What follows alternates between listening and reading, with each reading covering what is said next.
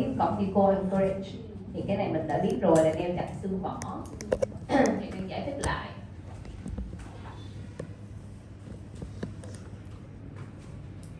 This is a transversal or coronal cut of the mandible, the corpus of the mandible. And this is a very strong bone, cortical bone. Okay, this is cortical bone. And this is cellular bone, or how you can say, this is a very soft bone, okay? So, normally, without any treatment, we have negative torquing of the posterior lower molars, okay? Thì mình giải thích cái hình thái của cái xương hàm dưới ở cái vùng mà răng sau á, thì thường cái vỏ ngoài, xương vỏ ngoài nó rất là dày. Ở phía trong đó là xương sốt, và bình thường á, thì cái răng cối nó hơi có cái tọt âm một chút.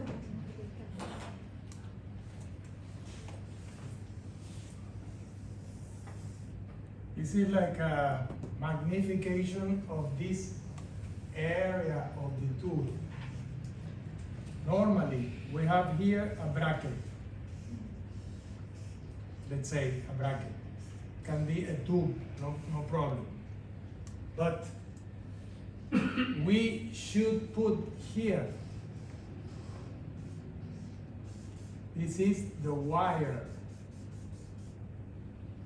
If I put negative torquing in this bracket, roots are going this way and crown is going that way.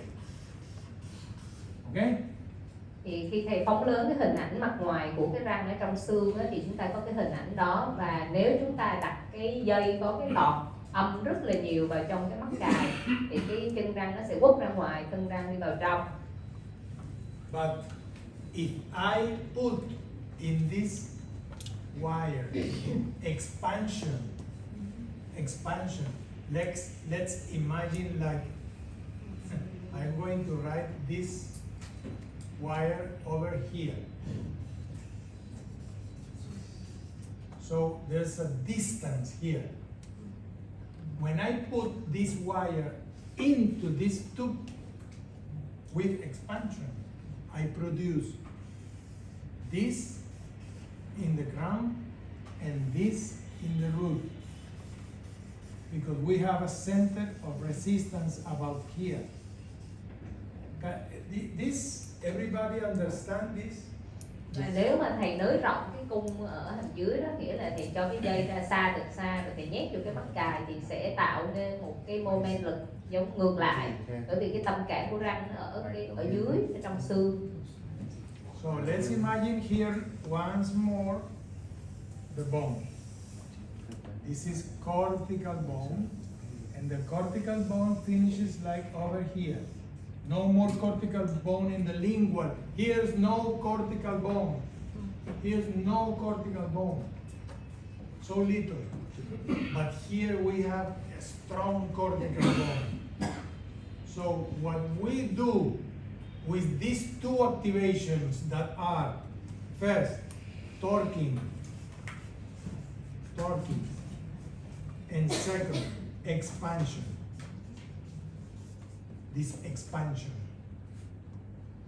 These two forces cancels each other, and these two forces cancels each other.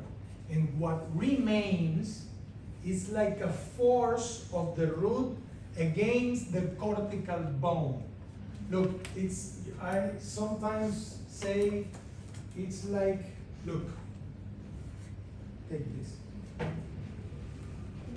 This is the teeth, this is the molar, and this is the cortical, okay? If I do negative torquing, I force the root against the cortical bone. if I expand, I can do this. You can imagine. So the molar is like blocked by the cortical. It cannot extrude, it cannot do anything. Even it doesn't expand. You may ask, but why it doesn't expand? It doesn't expand for a simple reason.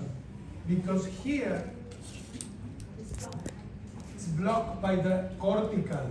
And in the cortical there are no cells. If you don't have cells, you don't have any bone remodeling. If you don't have any bone remodeling, you cannot move the teeth. So this is cortical anchorage. But look, what happened in some cases is that when you do this cortical anchorage, this bone is so strong that the molar intrudes. The molar intrudes. If you have here an upper molar and you promote extrusion of this upper molar extrusion, this is synergy. So you promote intrusion and you promote extrusion. What happened with the occlusal plane? It goes down. Yeah. So this is a concept, first. Second, when I apply upper arch, utility arches, the occlusal plane has the tendency to go down posteriorly. Why? Because I told you, the vertical dimension in the posterior area tends to be constant. Yeah.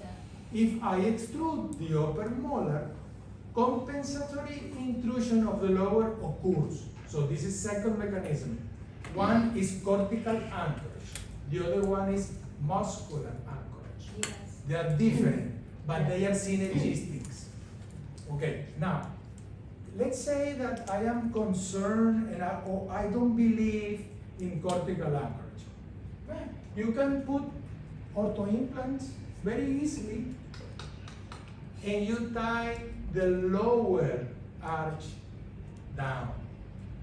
You are intruding the posterior. So that way your occlusal plane can go flat. Let's say you don't believe in cortical anchorage, you don't believe in anything. You don't believe in screws. You can intrude a molar fast with multi-loop wires. But like this. In my practice, I have disappeared a second molar. Disappeared. Normally, the patient goes and comes in a month. And in a month, when I look, where is the second molar? It went down. So please, we can transform the occlusal plane. It's not an issue. We can transform. Như vậy là câu trả lời của thầy là có 3 cái cơ học mà thầy nói. Đầu tiên đó là cái neo chặt xương vỏ. Khi mà mình làm những cái kích hoạt như mà nãy giờ thầy nói đó, là tọt âm nhiều rồi nới rộng vân, mình cài cái răng cối đó, răng 6, răng 7 vào trong cái xương vỏ và nó không thể nào đi đâu được, thậm chí nó còn lún xuống nếu mà mình đặt một cái lực trồi ở cái răng cuối trên.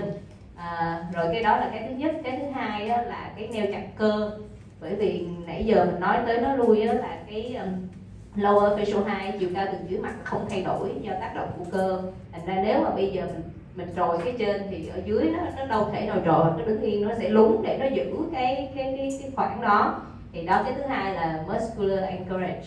Cái thứ ba thì nói nếu mà không tin mấy cái đó thì cắm 2 con vít. Cắm 2 con vít, kéo cái mặt phẳng nhai hàm dưới xuống trước, xong rồi kéo mặt phẳng nhai hàm trên xuống theo. Đó, rồi mà cũng không tin luôn vít luôn á, thì thầy nói dùng multi-loop đi, multi-loop vẽ cái bậc đi xuống. Thầy nói thầy đã từng chứng kiến trong cái hành nghề hàng ngày của thầy đó, là có khi thầy để cái bậc lún đó, rồi tháng sau bệnh nhân quay lại thấy cái răng cối lớn thứ hai mất tiêu luôn, nó lún xuống dưới núi luôn. Thì có rất là nhiều cái cách để mình thay đổi mặt phẳng nhai. Okay. Okay, any other question or we continue with the case? Còn câu hỏi nào nữa không anh chị? Mời chị Trang.